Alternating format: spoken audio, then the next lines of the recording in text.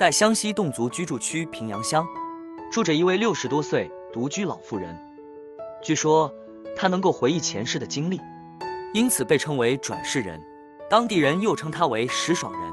石爽人独自住在一幢3层吊脚楼上，她的丈夫已去世多年，唯一的儿子也远在城里工作。她生于1960年，2岁时因从楼梯上摔下，病愈后，她就会叙述一些前世的事情。据她说，前世生于1936年，名字叫做姚家安，结婚生下儿子吴清，24岁时去世。姚家安去世那年，刚好与石爽人出生的时间相符。当年他因去田里种豆子，不知道什么原因，回家后就高烧不退。由于当时医疗资源缺乏，3天后姚家安就去世了。起初石爽人2岁时就将此事告知父亲，而父亲并不相信。之后父亲去世，她也嫁人，才将这一切告知周围的村民。一时间，石爽人的前世故事在这个闭塞的小村庄里流传开来。恰好家住附近的吴清也得知这一消息，便立刻找到石爽人，了解姚家安的一些细节。石爽人便将姚家安生前的一些生活细节讲得头头是道，这让吴清心服口服，从此亲切地称她为娘。对于石爽人的转世事件，有的村民们还半信半疑，但另一位同乡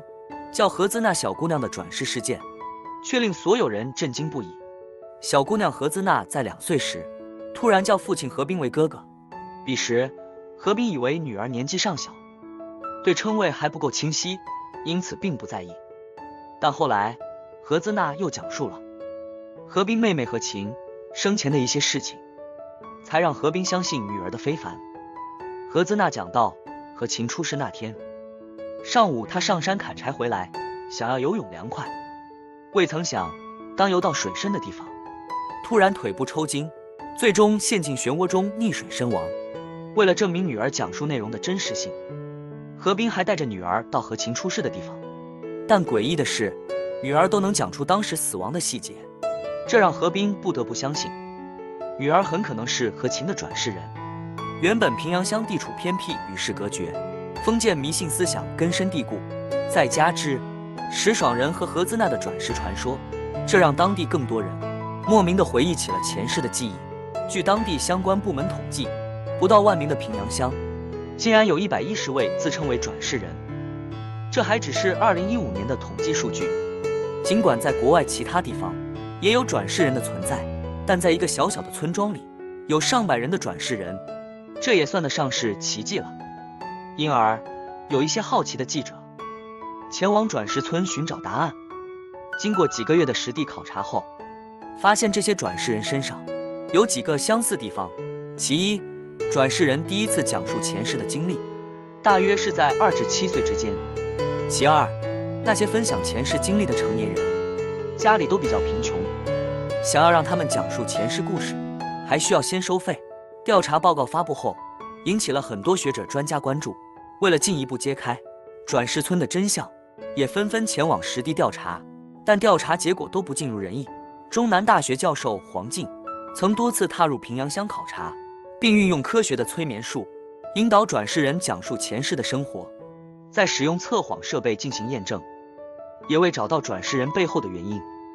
他认为，为了进一步探索深层原因，还需要多个领域的专家共同研究。后来，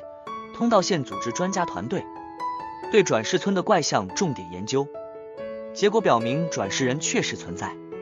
但背后的科学依据却还是未知。尽管专家们曾对一些转世人进行脑部分析，使用心电图和脑电图等先进仪器，均未发现转世人身上存在任何生理异常。种种科学研究都无法揭开转世人的谜底。对于此，有的专家认为，或许与当地的民族信仰和封建思想有关。对于平阳乡的转世现象，科学家们还暂时不能提供科学依据，